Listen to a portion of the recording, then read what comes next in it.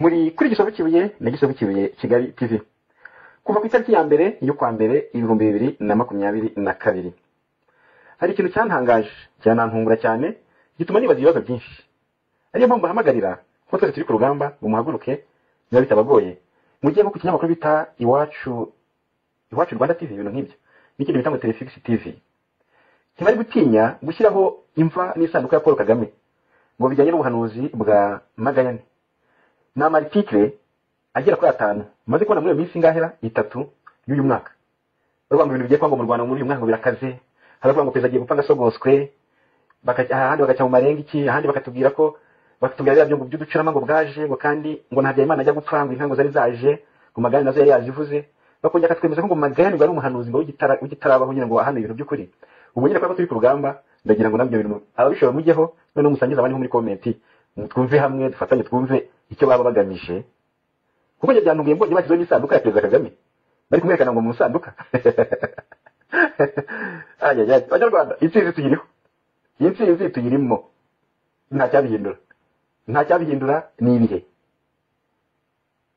yahiye ijanja muri kureba hari bidongiye kubereka nyine nafashe nkozo akarawundi mu karere k'iyaga bigari ndeba perezida bose bo mu karere duturanye ndi kubabereka aho bari kwidagadura imbere y'abaturage babo ibihumbi n'ibihumbi i Burundi nyo ngabonye ko ngo na perezida yasenye igihugu cy'u Rwanda ari imbere y'abaturage batabarika yewe nta nwambaye agapfukamunwa basanga ari nk'umuntu mwambaye agapfukamunwa ugasanga ni ibintu biri ridikire donc bidasobanura ki iwacu mu Rwanda abantu badafite ubuhungiro badafite ubuhengekero ngo corona wagiye ugasanga abantu bose babaye kuko bakabaye ingamba zigafatwa ariko zijyanye n'ibihugu wajya Tanzania nyo ngabonye perezida wa Tanzania ari imbere y'abaturage muri sare nini cyane inafunze ye n'amadirishya n'imiryango birafunze murabibona harimo amafoto muri kona ngo TZ ta na Z murebe Kisekedi yari kumwe n'abaturage kuva uyu mwaka watangiye kuva kuri 29 murebe abo bantu ibihumbi n'ibihumbi ari mu baturage kuzenguka igihugu cyose munyereke mu umuntu wambaye agapfukamunwa ariko none si yo COVID-19 abaturage b'u Rwanda nibo bayifitiye umwenda bonyine icyo kintu mwakibaza noneho ubu tugatangira umwaka w'ikibazo ngo perezida wacu Paul Kagame ari hehe imyaka ibaye 2 nta buramukirye imyaka ibaye 2 nta uziyo yihishe abaturage ntibaziyo yihishe twabwiye aho aherereye tubwira atazongera kugaruka ukundi ko ari ahacecekerwa bya burundu hari benshi bagerageje tubwira ngo ya iki ikimenyetso cya nyuma cy'urupfu rwa Paul buriya cyagaragaye ejo bundi kubwa barafinda ubwo yagiraga ati abaturage baribaza ihuriro birengero bya perezida wabo ati igesi cyaba ari iki ngabanyarwanda bashyire hamwe bamenye leta isobanura abaturage icyo kintu bimeze bite ribu ngo niyo yiza kumuta muri yombi kubera ko binagayitse kubera ikintu yavuze ribu ngo yiza kumuta muri yombi ngo yarwaye hari abantu benshi mu bishobora kuvuga bakavuga ati se ribu nimenya ko umuntu arwaye nese umuntu arwara gusa yavuze ku butegetsi bw'u Rwanda niyo yibajije akabazo yavuze ko ari umunyapolitiki yari gutangaza proposition nkaba Rashidi ubwo umuntu ahita arwara mu mutwe umuntu kameme kuko cyo cya Paul Kagame n'urupfu rwe barafina se cyo Fred yarakirangije neza kuba gishidikanyaho ahasigaye dukomeze urugamba rwacu turebere hamwe ko turanyagana kano gatsiko ariko mbere na mbere manza yumvire aho urugamba rugeze twagiye uyu Magayane we bivuga ko zayindaguziwe hari byinshi yanuye ku Rwanda reka turebe ibyo uyu mugabo yaba yaravuze bizaba mu Rwanda muri 2022 no mwaka utazaba woroshye cyane ariko nanone n'indi myaka hakaba hari ibyo yagiye avuga bishobora kuzaba uyu ni Magayane ku itariki ya 17 z'ukwezi kwa 4 2022 hari abantu bashyize ubutumwa ku rubuga rwa Facebook bavuga ko ngo Kigali yafashwe n'uducurama nguko byahanuwe na Magayane abangaba ngo bavuze ko muri Kigali ngo hari haba igikorwa cya polisi yo kwirukana uducurama twigabeje umujyi ariko ibingibi bikavuga ko hari icyo Magayane yari yabivuzeho Prefet Zigira Nyirazo muramuhabye ko kutanyurwa kwa Ingabire ndetse no kutagaragaza umutima umenetse ndetse no kwicuza akaba aherutse kongera kubigaragaza binyuze mu nyandiko ikomeye cyane yatambutse kuri Al Jazeera ari kuwa 10 Ukuboza 2021. Ni muri iyi nyandiko agaragaza ko akarere k'ibiyaga bigari kadashobora kugira amahoro mu gihe ngo hatarabaho ibiganiro rusange bihuza abanyarwanda bo mu nzego zitandukanye nk'ibyabereye mu Rugwiro nyuma ya jenoside yakorewe abatutsi hagamijwe guha igihugu icyerekezo gishya.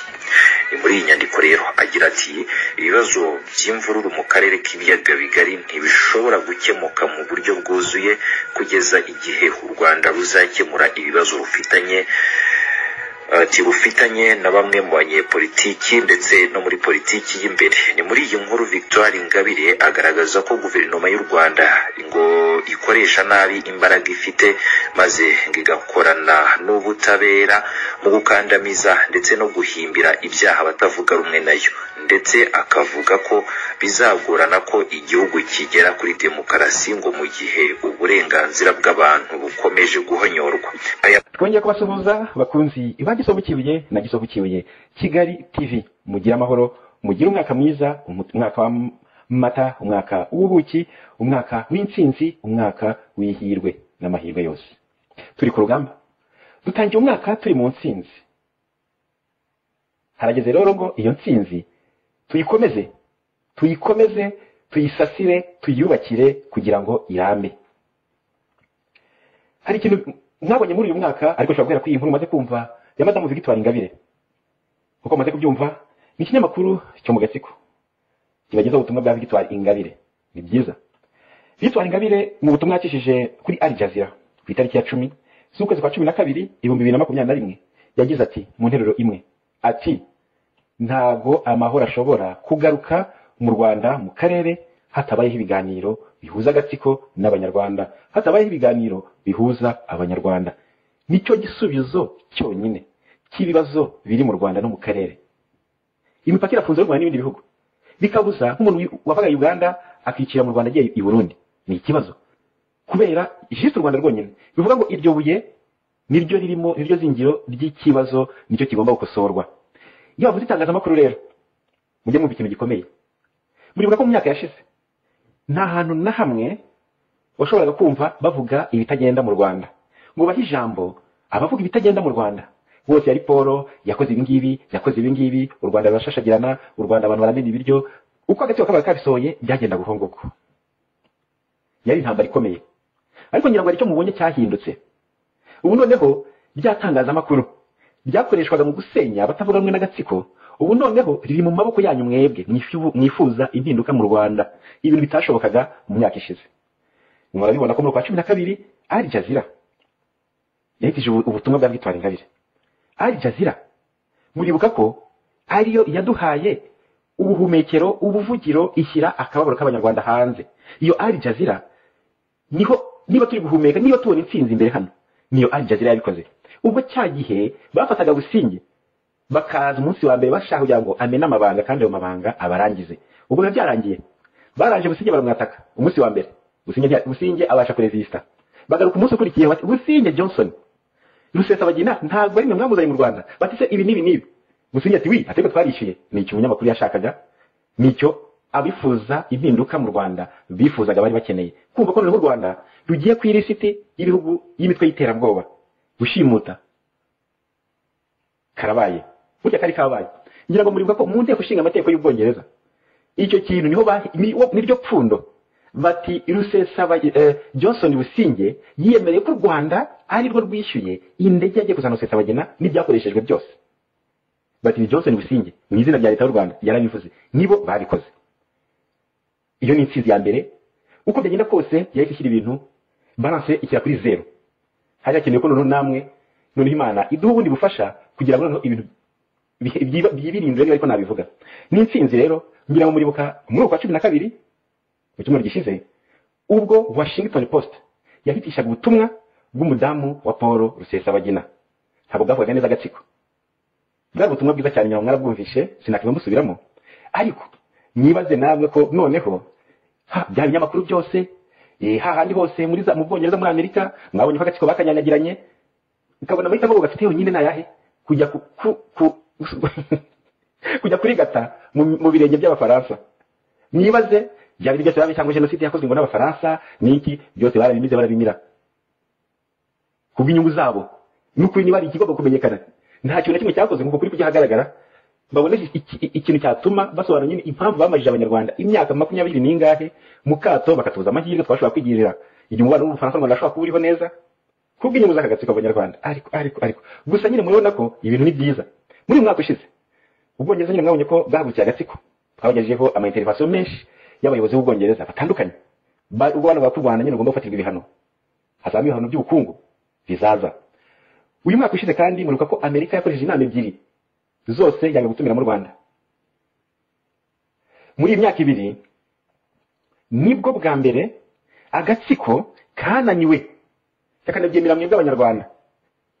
diplomasi zero ubuvugiro hanze zero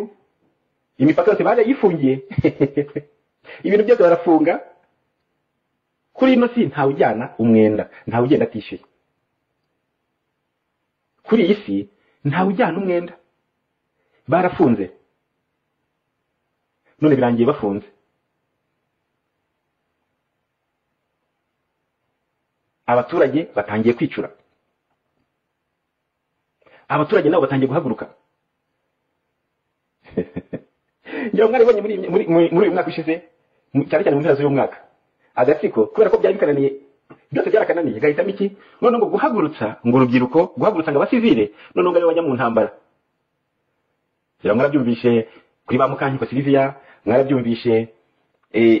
bakabarebe nabandi bose ngo bari kuvuga ko ngo rwose ngo urubyiruko nimuhaguruke ngo rwanye bari abantu nkaho u Rwanda dafite inzego za leta zikomeye mufite ibigo by'itangazamakuru bitabarika none mwahagurutse mugakora akazi banyarwanda impamvu badashobora gukora akazi nuko bazi ko ntabwo bayinzunga akavuga wese yumva nyine iyo bigana ahita abona nyine abanyanga n'ubwo ingaje akavuga reka da bagerageje guhagurutsa abandi reka da biranga none kubera ko ubundi bakoreshaga byuzuye ibinyamakuru bakoresha imiryango mpuzamahanga bakagura ibikombe ngo by'imiyoborere myiza n'iki bakaza kabishyiraho natwe abanyarwanda babandi bafunze mu maso no mu mutwe bampaye ngo kubyo ni byiza mpanga turatera imbere icyo ndababwira cyo turi ku rugamba turakomeje uyu mwaka rero twinjiyemo ni umwaka noneho kwisubiza ibyacu neza intambara y'ugigira ibice byinshi communication nicyo kintu cya mbere iyo cyose udashobora kuvuga baragufunza umunwa aho ugiye kuvuga bahita bavuga buriya ideology ngo uyu nguyu rwose bagahita bavuga ko ubeho ufite ingengabitekerezo ya jenoside ufite ingengabitekerezo yo kurwara mu mutwe ngo barafinda kubera ko wifuje ko ikibazo cyakemuka abanyarwanda babona ibisobanuro ku byo bibaza ugahita urwara indwara yo mu mutwe ugahita ugira ngo ibyo byararangiye rero abanyarwanda muranyihanganira nje imbere yanyu nuko hari ubutumwa bushyira n'abanyarwanda b'abanyarwanda bifuza ko nyine ko twaganiraho gatoya ubwo rero njye ngo muri iyi minsi tuzaganira byimbitse noneho dufata ingamba zikomeye amakuru agiye gushyuha ibintu bigiye gukomera ibintu bigiye gukomera ngira ngo muribuka ko cyangwa sinzi niba nahita mbivuga gusa icyo nababwira mbere yuko ngenda cyihutirwa ndagira ngo mbibutse mamenyeshe inkuru nziza yabereye mu karere ka Ruhango aho umuturage yahagurutse akagenda agafata imodoka ya gitifu yabanjira ko nta muntu urimo batagira bakomeretsa ariko yakoze igikorwa cyo kwigaragambya aragenda afata imodoka ya gitifu witwa Bosco wa Ruhango ayimena essence arayishumika inkuru irambuye mushaka kwisaka ku nyamakuru bitandukanye ku kinyamakuru BTN TV ku kinyamakuru Pax TV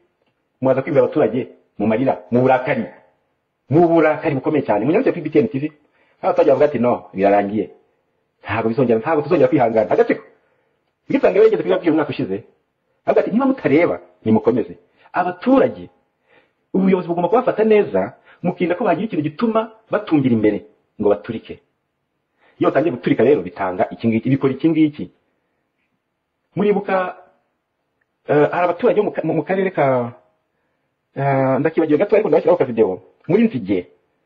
icyo gihe birukanye abayobozi bose bo muri ako gace barahunga nyuma yuko bari bamaze kubikira umuturage Ruhango bafashe imodoka barayitwitse bamaze kubona ko nta muntu urimo kugira ngo berekane akababaro kabo n'izo nzego zibakandamiza Bugesera muribuka meya wa Bugesera inkoni yakubiswe kubera kumena inzoga z'abaturage Ruhango yatwikira imodoka kubera kurenganya abaturage mu gihe turimo cy'ubukene bukabije umuntu akubaka inzu yamara kuyisakara no kuyifunga bakaza bakayishyira hasi.